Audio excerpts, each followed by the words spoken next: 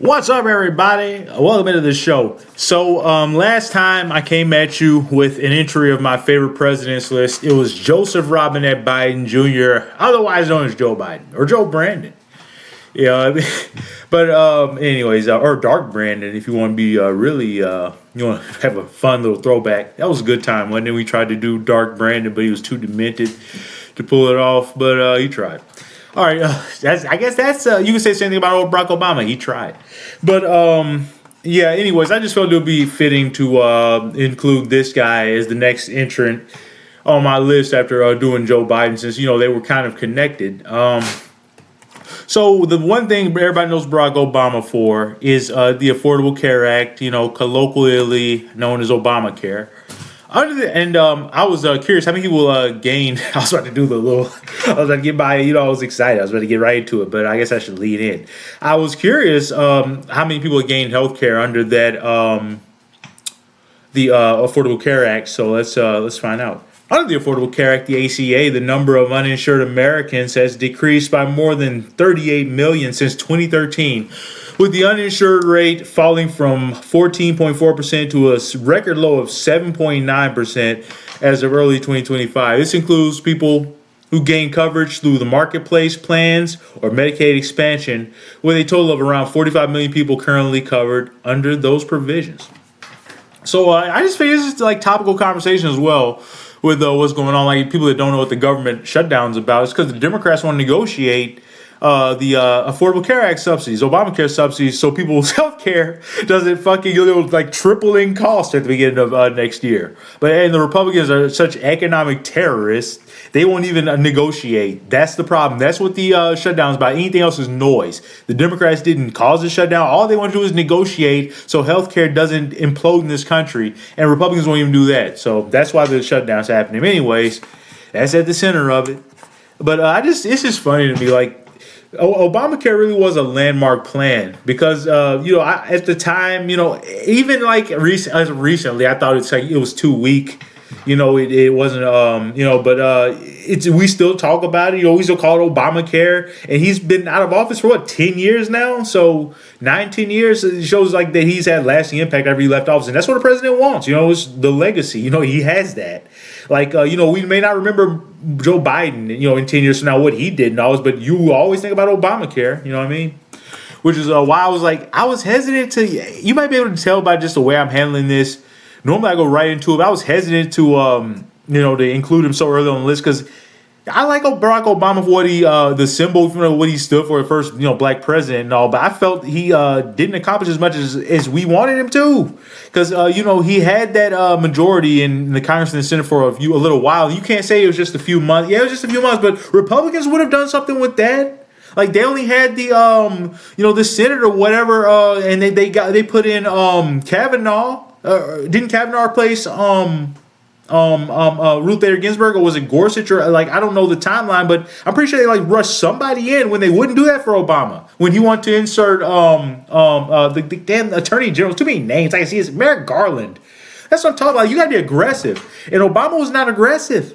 Like, I've done a whole video on him. I called him our first beta president because he just was not type A. Like, he didn't take control of situations. And a president's got to be aggressive. Trump's hands on. I'll give him that. He controls the room. Barack Obama couldn't do that.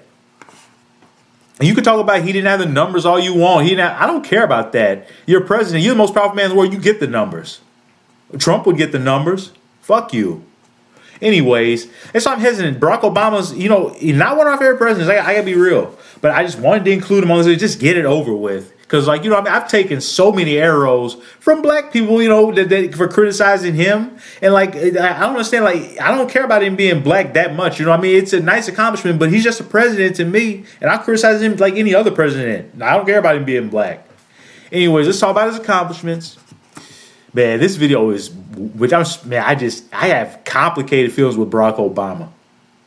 And even to this day, you listen to him talk about things going on in the country. He's still hesitant and not very I don't know, man. He's just not aggressive enough.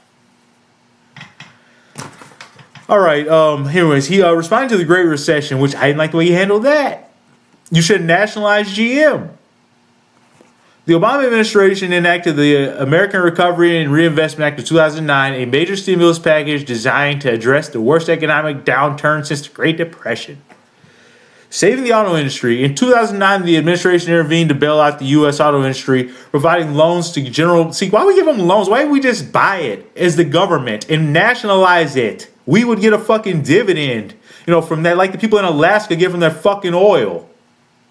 Obama was, man, I don't want to, disparage him too much, but he didn't handle it in the right way. Whoever negotiated this was a fucking idiot. Whoever in the Senate and the House negotiated this bailout was a moron. Or morons. This is a team effort, and Barack Obama signed it. I'm like, no, I'm not signing anything unless you nationalize GM. We can have a standoff. Let GM die. I don't care. That's one fucking company. Who cares? I'm the president. Fuck you. That's what I would have said. But Barack Obama could never talk that way. By the end of 2013, the federal government had recovered its investment in both companies. But man, that's just one-time investment. They paid the loans back. I'll give them that. We should have nationalized it. We could have made a profit off this shit. Any profit GM makes whatever till the end of time, we would have had a piece of that pie. And they went. They were on their knees. You had them where you wanted them. It was time to nationalize, Barack. The dude didn't handle it right. Reforming Wall Street. When you got a company at their weak point, you own them. Literally. What are you going to do, die? You let me own you or you die. Choice is yours. Barack Obama gave them too much of a damn rope. He didn't even give them a rope. He gave them like a golden rope and told them keep it. Like, fuck. Reforming Wall Street. This video, this is just a way to get my grievances out about the failed Barack Obama presidency that led to Donald Trump. Twice. Reforming Wall Street. The Dodd-Frank Wall Street Reform and Consumer Protection Act of 2010 created new regulations to prevent, and I'm pretty sure in Trump's first term, he overturned most of that. So we're prime position to have another subprime mortgage crisis. Where's my fucking tea? Few things get me more perturbed than talking about the Barack Obama presidency. He goes, damn it. You look like a President Barack. You said everything right. You gave a great speech, great campaigner, but man, fuck, he was not a leader. Behind the scenes or on TV. He's just I don't know, he's it's called my beta, you know what I mean? I'm not hesitant to say that. I call myself type A because I truly believe that. I'm too aggressive in a lot of situations. But I can scope that shit out in 3 seconds. And Barack Obama's he's not, I don't know how he even became president. You know what I mean? Because, he's always been that way. I did a video on this. I'll link in the description if I can remember. But there was a story where when he was in the, I believe, the state senate in Illinois, and there was a situation where they were trying to pass some sort of gun control measure, and they really wanted Barack Obama to be there and speak on their behalf because they knew how much of a powerful speaker he was. And they realized his presence being there would have meant a lot in terms of getting that bill passed. And Barack Obama walked by the room, saw arguing going on in the room, because that's what happens when you're negotiating a fucking bill. And he didn't go in. He was supposed to show up to be on their behalf, and he just walked by. They said, Barack, why didn't you show up? You being there would have really meant a lot. He said, I saw people arguing, so I just didn't want to get in the middle of it. What? That's a type B person. That's an order taker, not a damn president. I'll never forgive him for being the fucking way he is.